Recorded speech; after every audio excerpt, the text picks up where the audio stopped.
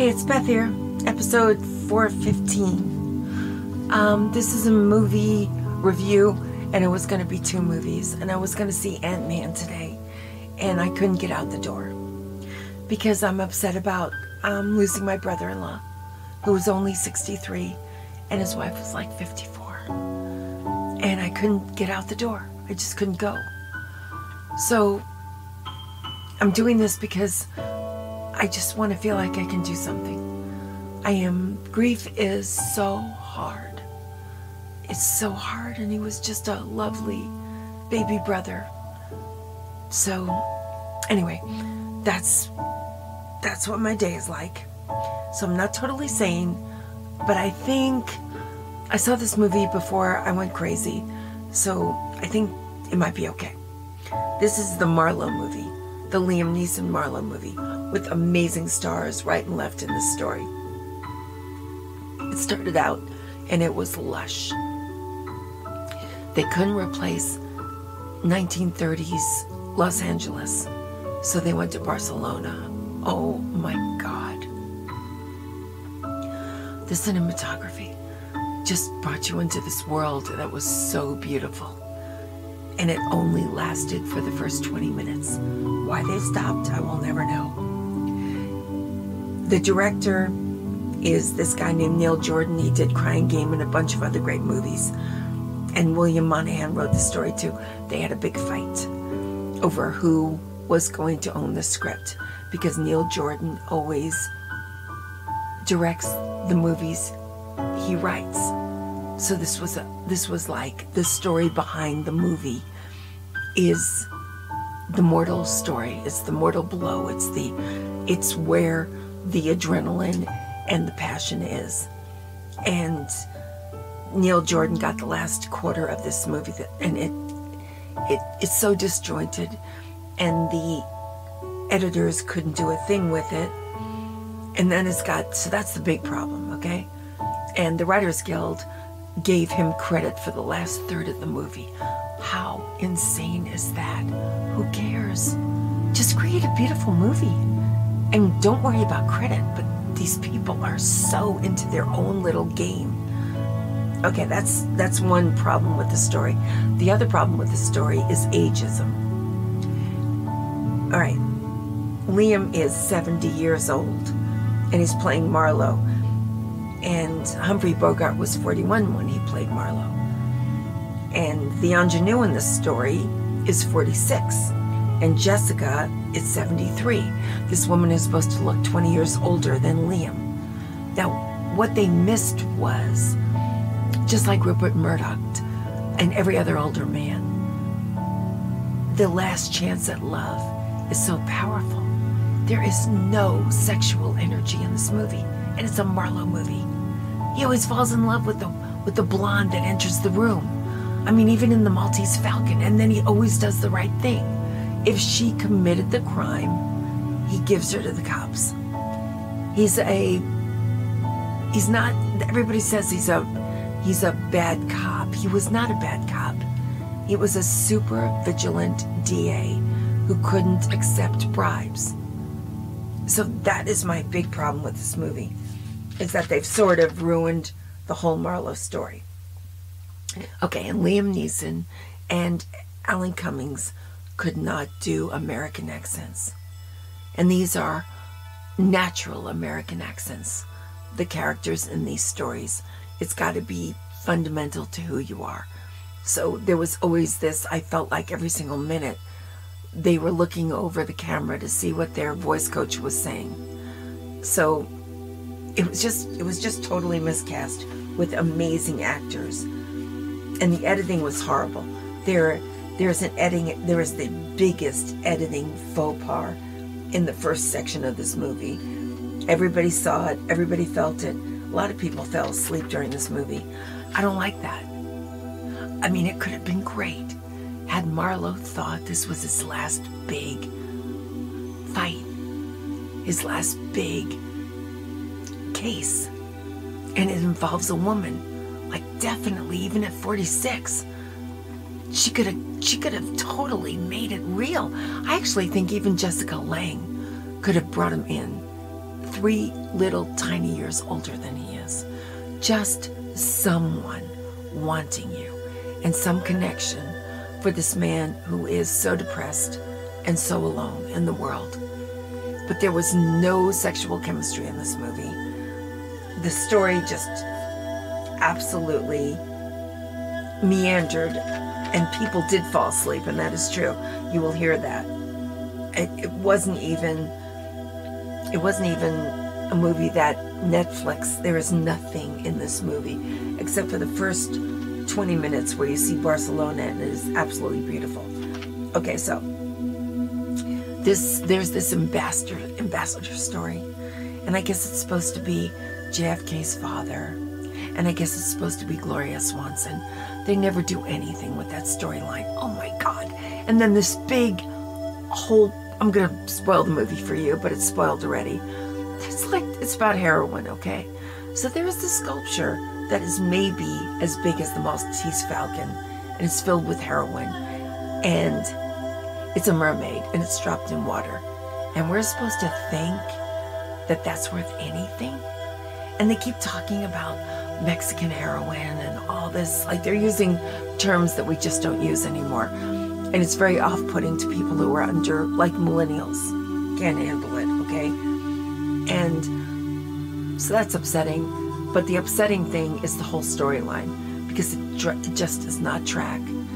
And Liam Marlowe is sleepwalking through this movie, where it would have been really cool had he fallen in love with one of these two women, the mother or the daughter. It wouldn't have made any difference. They were both sexy, and they were both over 46.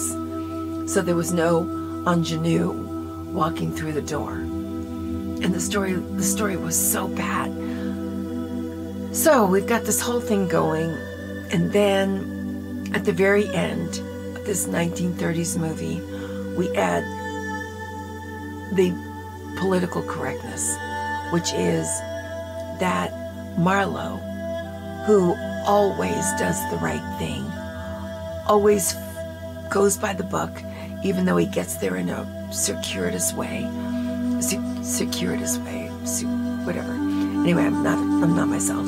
Okay, he always gets to the right decision. He always does the right thing, no matter how he gets there. Like he gave up, in the Maltese Falcon, the girl that he loved. She was going to go away for 20 years, and he'd be there when she came out. That's the guy he always was in every single book, in every single movie. At the end of the movie, you could depend on Marlowe to do the right thing and be right there by the police, even though during the movie he was fighting them all the way. He had a moral code that made him likable, lovable, and dependable. Well, in this movie, he breaks his moral code. It's so unbelievable. This is the craziest thing in the world.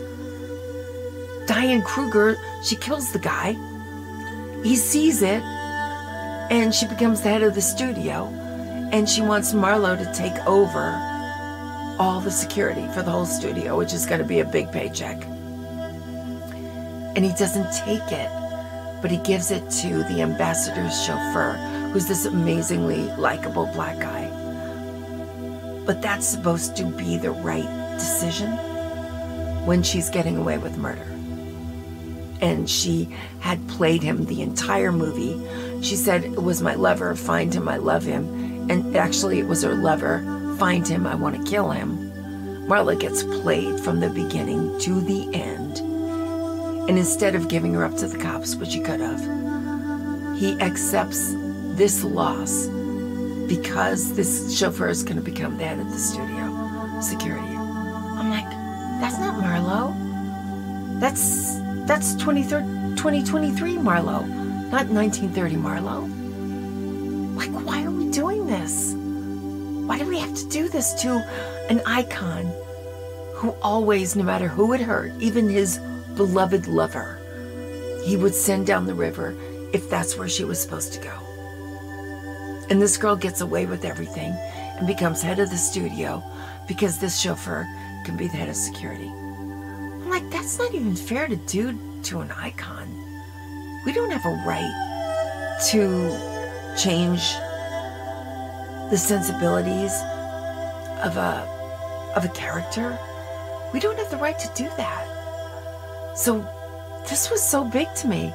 And even though he was 70, I really think it would have been amazing if it was his last great love. And Diane Kruger put him in this position, and he gave up his last chance at love and sent her down the river, just like he did in the Maltese Falcon. But he's now 70, and he's never going to have love like that again, even though it's not perfect. Like, that would have been amazing. And to see him make out with her with passion. He's 70, he's not dead. Oh my God, there's this one scene where he's fighting someone, and it looks totally phoned in. And at the end he goes, he's too old for this. Let me tell you what, I'm gonna be 69 in a couple of months. And if somebody comes at me with a gun, I'm not too old to fight for my life. I will do it. Like, it was in every way so unfair to us blue hairs. It was like we're like on Sesame Street, like asexual. I can't believe it happened. So in a million ways, I think you should stay away from this movie, okay? I saw it for you. I took the hit. And actually, Liam's teeth aren't even white enough. Oh my God, his suits are horrible. He is wearing suits from like JCPenney on sale, from Walmart on sale. And that is not Marlowe. Marlowe dressed beautifully. Beautifully cut suits. Beautifully cut. And really, Liam still has the body. He has the shoulders. He has the hips. These suits were hideous. I mean, he's not even waking up from a long night and he's got a crumpled collar and tie. Everything about this movie was so wrong, except for the beginning, which was in Barcelona, which I went to Barcelona. I never saw this Barcelona. I'm going back, and I'm going to make them show me what they really got. But they didn't even try to make this a good movie. And I really think that the writer and the director got into a fisticuff about it. And the script got torn apart because it doesn't even track. And the editor could not fix it. I read an article about it. Couldn't put it together because the writer and the director were coming in saying, don't take that out. Take that out. Don't take that out. Take that out. It was a mess of egos, and it's just not worth it. So, but don't even think it's Marlowe. It's not Marlowe. In no way is it that character. So, and the guy who wrote the story, the black-eyed blonde, he got commissioned by the Marlowe Trust Fund to create this movie. And that book is actually okay till the writer and the director got a hold of it. So it's just messed up. And it's wrong to do that to a great character. It's like putting Superman in a movie where he takes money from the bad guys. That's how bad it was for Marlowe. So run, don't walk away from this movie. And I will be back. I'm not saying, but I think if I get a good night's sleep with Tylenol PM, maybe I'll be better tomorrow. But grief is a harsh mistress. It is horrible. Horrible, and I know we're all going through it because we're all over 65. It's just such a war zone. So I'm with you. I'm trying to stay sane. I try to pull myself out of it, try to right the ship, try to get myself back on course, but losing a lot of friends. So stay sane if you can, and I will be back. Thanks.